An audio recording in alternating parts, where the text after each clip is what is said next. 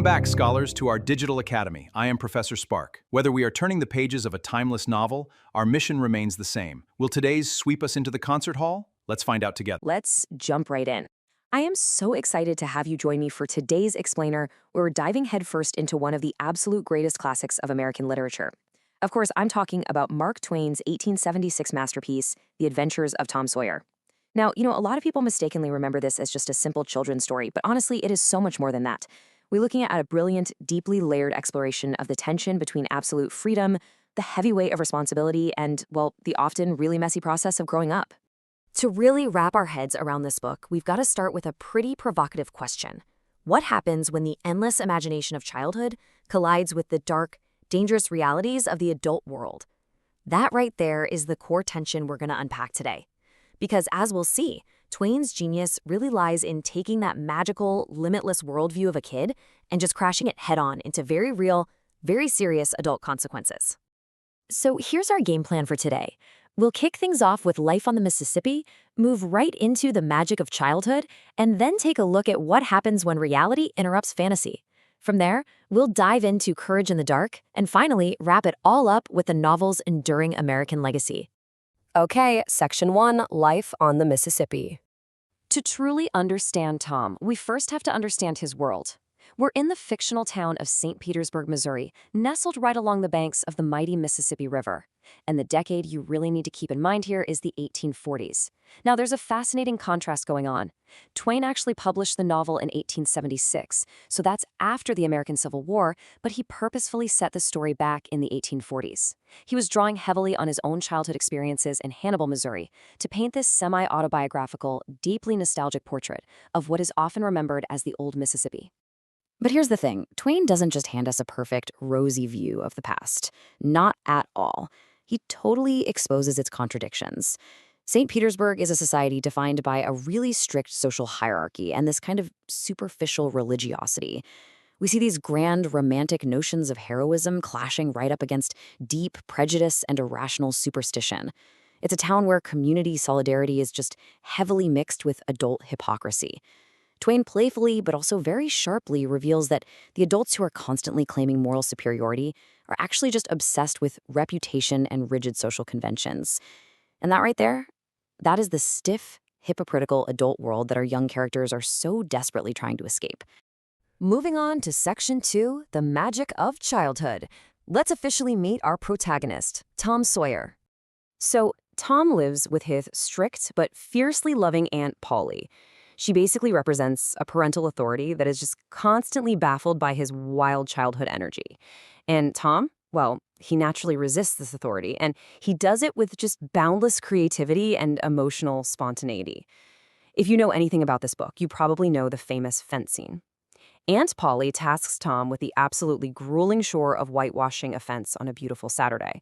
But Tom doesn't just do the work. He completely flips the script. He manages to convince the other local boys that whitewashing isn't a chore at all. It's actually an exclusive artistic privilege. And before you know it, they're literally paying him with their treasures just for the chance to paint. He transforms a punishment into a massive profit through sheer psychological manipulation. Twain uses this to argue such a beautiful point. Childhood possesses this unique ability to make ordinary life magical. I mean, a fence literally becomes a masterpiece. But we have to recognize that Tom's brand of childhood is very different from his best friend's. Tom is highly imaginative, he's totally obsessed with books, and ultimately he is socially accepted. He loves playing out these fictional fantasies, pretending to be Robin Hood or a pirate or a robber.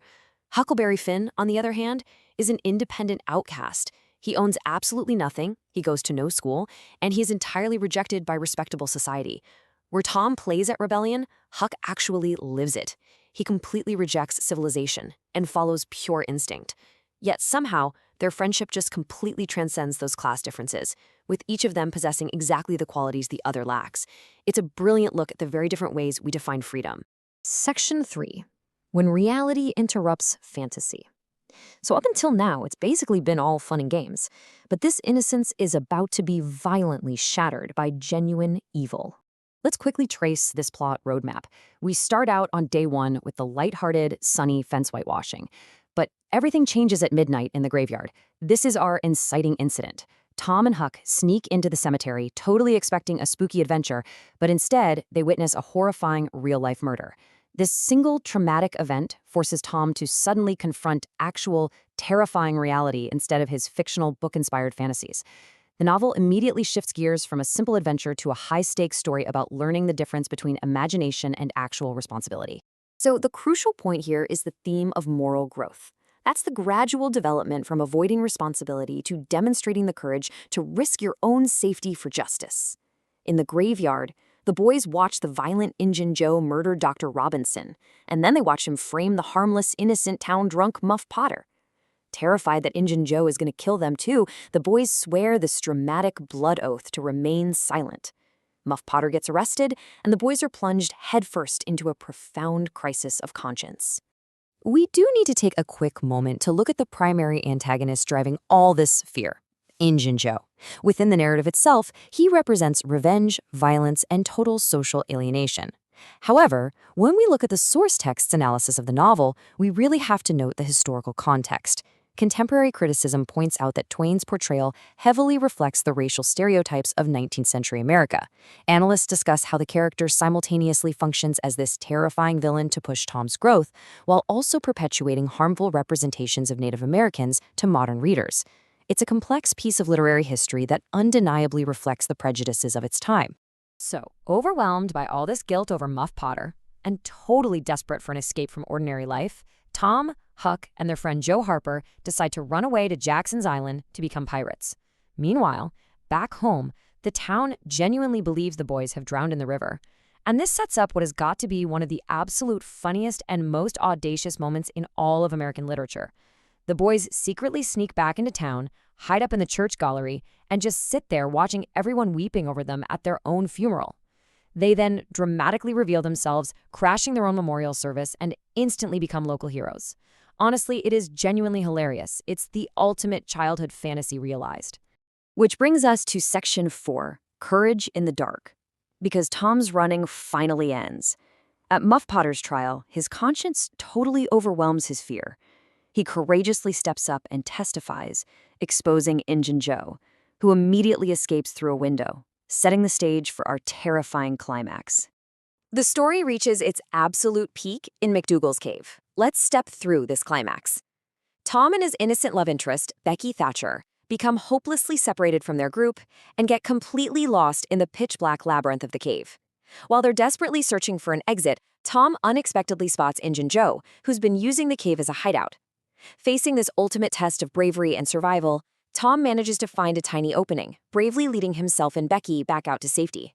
But then, tragically, the townspeople permanently seal the cave entrance with iron doors, completely unaware that anyone else was inside, effectively trapping and starving Injun Joe to death.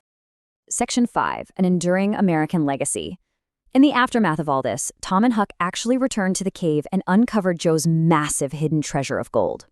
They become wealthy basically overnight, and the wild Huck Finn is finally taken in to be quote-unquote civilized. To really appreciate how masterfully Twain crafted this journey, we have to look at how he uses these physical locations as anchors for much deeper psychological themes. Think about it. The whitewashed fence represents human psychology, persuasion, and the value created purely by perception. Jackson's Island is the ultimate symbol of freedom from adult society and the fantasy of independence. The cave stands for fear, self-discovery, and those terrifying unknown challenges of growing up. The treasure represents the tangible rewards of courage, perseverance, and maturity. And finally, the ever-present Mississippi River symbolizes freedom, possibility, constant change, and the wider world beyond that small town. The combination of all these elements is exactly why The Adventures of Tom Sawyer became such a defining work of American literature. It boldly broke away from those stuffy European literary traditions. I mean, instead of focusing on royalty or these grand historical events, it established a distinctly American voice, one rooted in highly specific regional settings, everyday speech rhythms, and the lives of completely ordinary people. It perfectly balances lighthearted humor and episodic adventure with genuine, deep moral seriousness. It proved once and for all that ordinary, messy, everyday life was completely worthy of great literature. It was basically a blueprint for modern storytelling. And that brings us to the very end of the novel and to a final thought I want to leave you with. The book concludes with Tom, despite literally everything he has just been through, already dreaming of forming a brand new band of robbers. So I leave you with this. If Tom is already dreaming of new adventures, can the limitless imagination and desire for freedom in childhood ever truly be restrained? Twain suggests that maybe, just maybe, it can't be. Thank you so much for exploring this incredible American masterpiece with me today. It's such a brilliant reminder of the unyielding nature of the youthful spirit. Keep learning, keep questioning, and I will see you on the next explanation.